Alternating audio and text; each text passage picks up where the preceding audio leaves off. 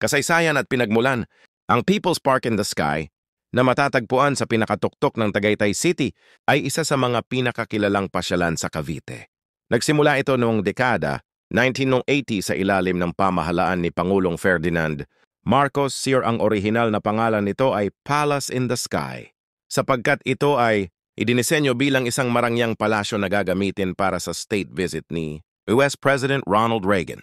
Sa kasamaang palad, hindi natuloy ang pagbisita ni Reagan at dahil dito, hindi na rin tuluyang natapos ang palasyo.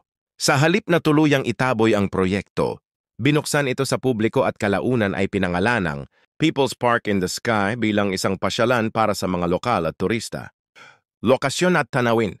Matatagpuan ito sa pinakamataas na bahagi ng Tagaytay Ridge, kaya't mayroong 360-degree panoramic view ang mga bumibisita rito. Mula sa itaas tanawang Taal Volcano at Taal Lake, Laguna de Bay, kabundukan ng Cavite at Batangas. At kapag napakalinaw ng panahon, tanaw din ang Manila skyline. Dahil sa malamig na klima ng Tagaytay at preskong hangin, dinarayo ito ng maraming bisita lalo na tuwing weekend. Mga tampok sa loob ng parke, gusali ng Palace in the Sky. Bagamat hindi natapos, ang mga istruktura ay nananatili bilang bahagi ng kasaysayan. Shrine of Our Lady, Mother of Fair Love, isang maliit na kapilya sa loob ng parke. Radio Veritas Transmitter, IZA, pangmahalagang istruktura sa tuktok na nagsilbi noong panahon ng EDSA. People Power Revolution, viewing decks at gazebo, lugar, para sa mga turista upang makapagpahinga at makapagmasid ng tanawin. Kultural at pangkasaysayang kahalagahan.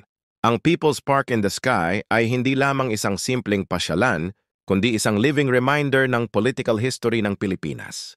Isa itong patunay ng magarang proyekto noong panahon ng martial law na hindi natuloy, ngunit ngayon ay nagsisilbing heritage site at tourist destination.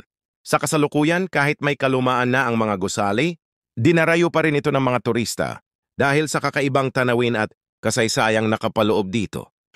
Kaya kung pupunta ka sa Tagaytay, hindi lang malamig na klima at bulalo ang dapat subukan, huwag ding palampasin ang pagbisita sa People's Park in the Sky upang masilayan ang isa sa pinaka-iconic na lugar na may kwento ng kasaysayan at kalikasan.